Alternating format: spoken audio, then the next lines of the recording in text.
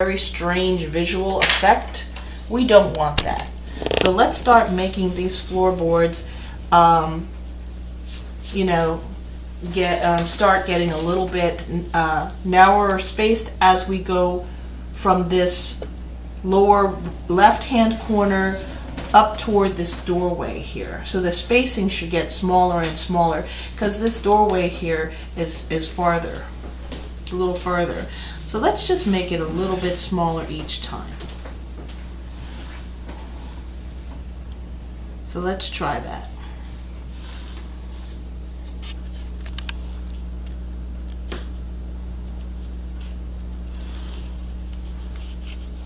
Okay. There's also a very complicated thing going on where the floorboards are also getting wider toward you, right here toward the center.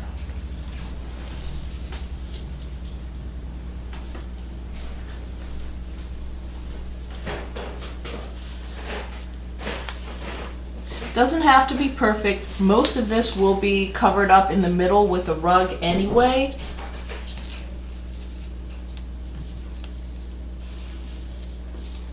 So I'm just pivoting the ruler.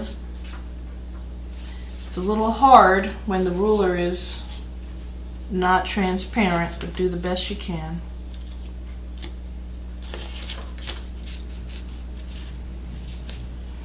So maybe what I can do is I can just hand draw and roughly draw where I want my floorboards to be. If your ruler is not clear and you can't see through your ruler, maybe we could just do that. Just do some sketching, like saying I want a floorboard here, maybe here, maybe here,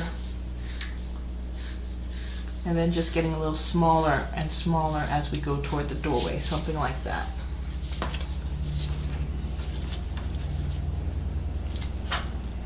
Boy, here we go.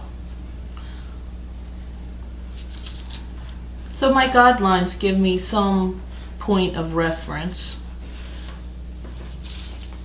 So it's almost like you're kind of working blind because you don't have the other two corners of the room to set down your measurements to kind of create a system that you can follow to draw these floorboards. Wow, these floorboards are getting kind of really wide.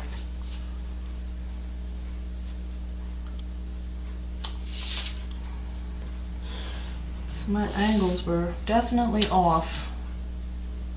Use the vanishing point. And I'm using vanishing point 1 on this side only. We're not using vanishing point 2. The only time that you would use 2 vanishing points would be if you were drawing floor tiles. Then you would have another set of lines going in the opposite direction, this way, crisscrossing. And then the boards in the hallway, of course. You can use vanishing point 1 for that too. So that's your floor right over there. It's a floor that has nice wide planks. If you want smaller planks, then you could draw lines in between. But I like the wide planks. And nowadays they do have wide plank floors, which is considered very luxurious because it's more wood. And it's harder to deal with when you have a bigger piece of wood, when you're trying to fit it around stuff. So it's considered more luxurious, so therefore, of course, more expensive to have a wider plank wood floor like this.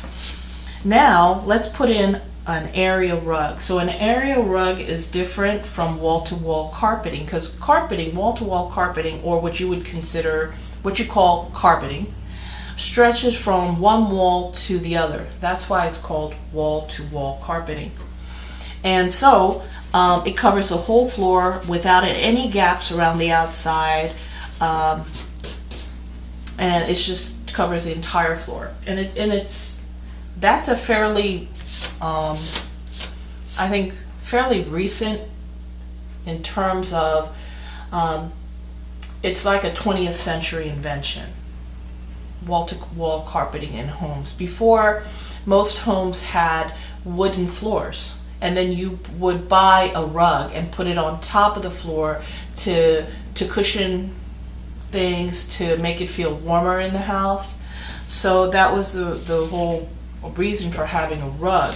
And sometimes people would put tapestries, which are like rugs, basically, even on their walls to keep their homes warm.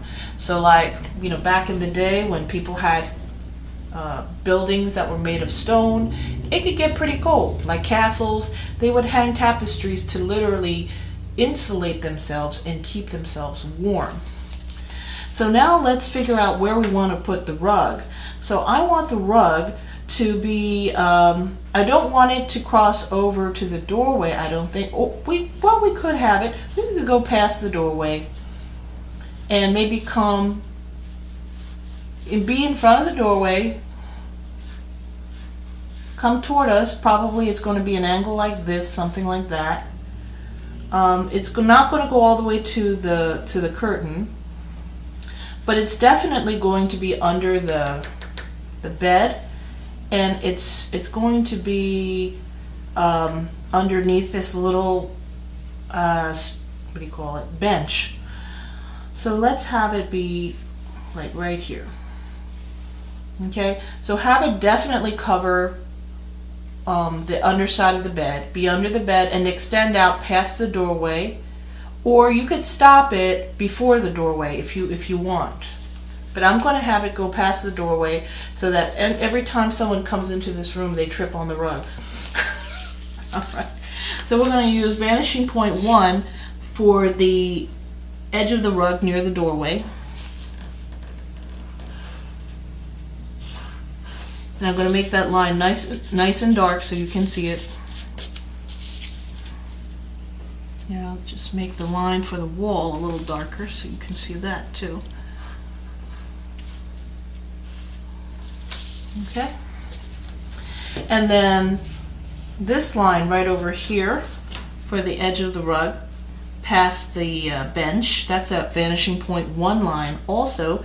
So the back of the rug, what I call the back, is going to be a vanishing point 1 line, and this one here for the front closest to us is also going to be a vanishing point 1 line.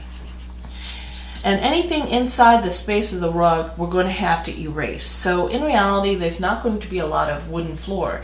If you don't want the rug and you like how the wooden floor looks, then don't put in a rug, or put in a smaller rug. For the sides right here, for the long side of the rug, use vanishing point 2 on the opposite side, which is over here. Right here, opposite side, vanishing point 2, right here. So I'm going to draw this side of the rug using vanishing point 2. Line up my ruler there. And let's see how far off I was. Yeah, I think that this angle, I drew an angle that was a little bit too, it was too vertical. It has to be more like this angle, and I drew this angle. See how far off I was? That's why it's good to have vanishing points and points of reference. Okay, so that's the actual edge of the rug. It's a lot more, it's a flatter line or flatter angle. Then I'm going to use vanishing point 2 to draw this side of the rug.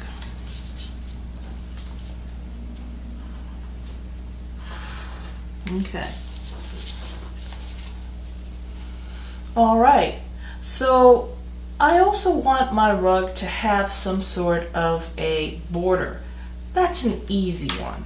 So let's go ahead and draw a line on the inside to create a border. So I'm going to start with this side right here to figure out how I want, or how thick I want the border of the rug to be. Let's see. Okay, I like that. I think I want the border on the inside of my rug to be about that thick. Okay, so I'm going to have something like that go all the way around. Now it's going to look skinnier here, the spacing, because this edge here, this part of the border of the rug is farther away from us. So let's use vanishing point 1 on the left side here to draw the border of the rug right by the door. And it's going to be a skinnier space. See that? And you see how this line also, this spacing becomes wider and wider and wider, and over here it gets quite wide because that's closest to us. And that, you know, things that get closer look bigger. I'm just sharpening my pencil.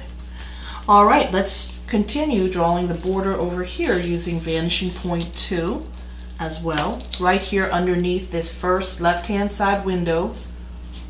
All right.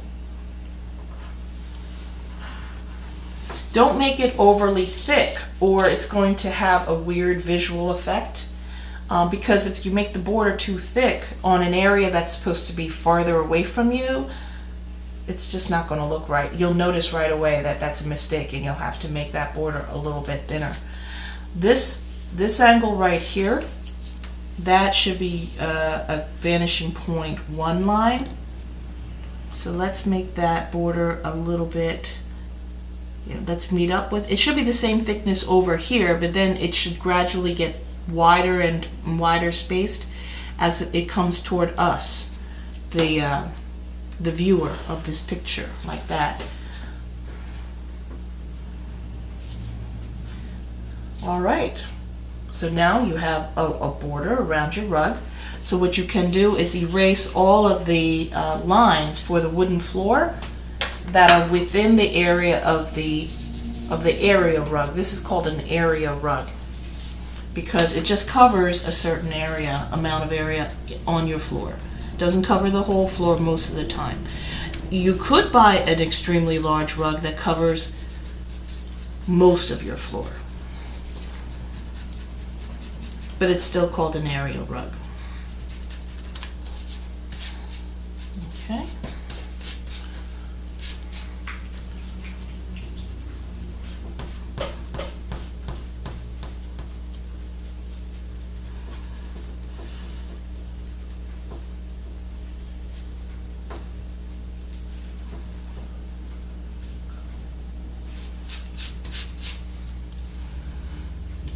So right underneath the bench, you might still have a little line there or a little box there that you can see.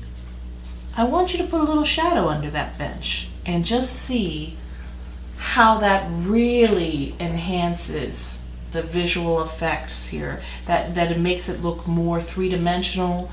It makes the bench look more realistic if you put that shadow there. You might still see a line for where the floor lines kind of align with the legs of the bench. Just put a little shadow on the inside of the legs of the bench and below the bench, just to give this piece of furniture a little bit more realism. I'm just scratching in a little bit of scribble shading, right? There's a scribble shading. You can use your finger, soften it up a bit, blend it a little bit. Wow, right? And then I thought of that because when I saw the shadow under the bed, I thought, why isn't there a shadow? And the shadow under the bed should also be here. So draw, you know, anything that should be showing on the bed. Here I erased the bed skirt, so I'm just going to put it back, and I also am going to draw the shadow under the bed here. There should be some more shadow right here. I'm just putting shadow all in here. That's the shadow for under the bed.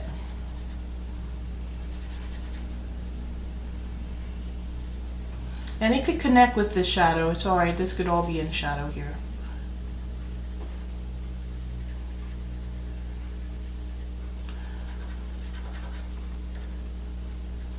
And the edges of your shadows don't have to be that precise or crisp.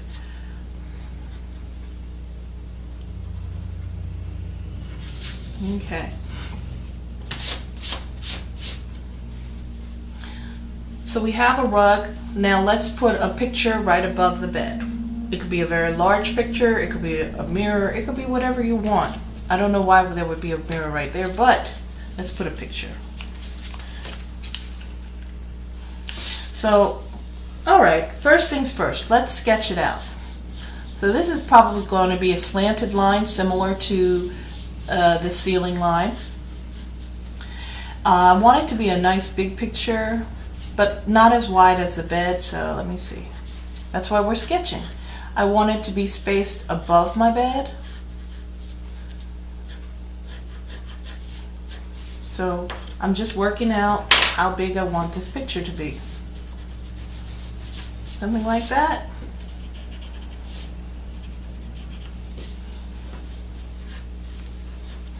Let it be a good size. Okay, I like that size. So let that be our family portrait or beautiful landscape right above our bed.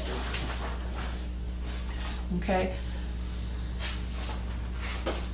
We have about 2 minutes left. So what I want you to do there is to draw with vanishing point 1 the top and bottom lines for the picture frames. And just make it longer than you need because we don't know exactly where to end those lines right now. We just want to put in some nice straight lines for the top and bottom of that picture. Okay? Then where you have your vertical lines, I know mine are definitely crooked. I want you to put in, hover your head right above and fix those vertical lines so that they're nice and straight.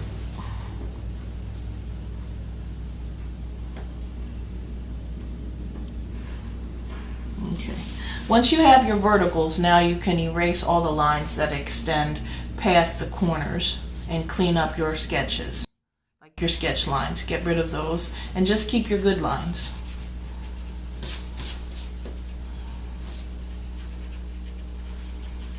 Okay?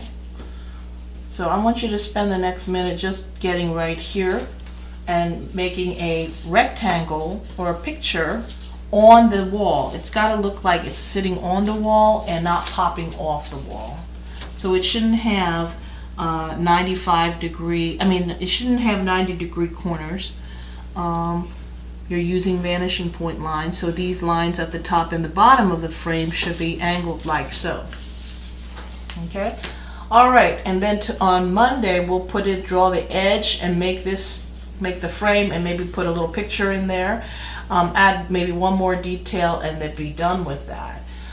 So have a nice weekend, period 3,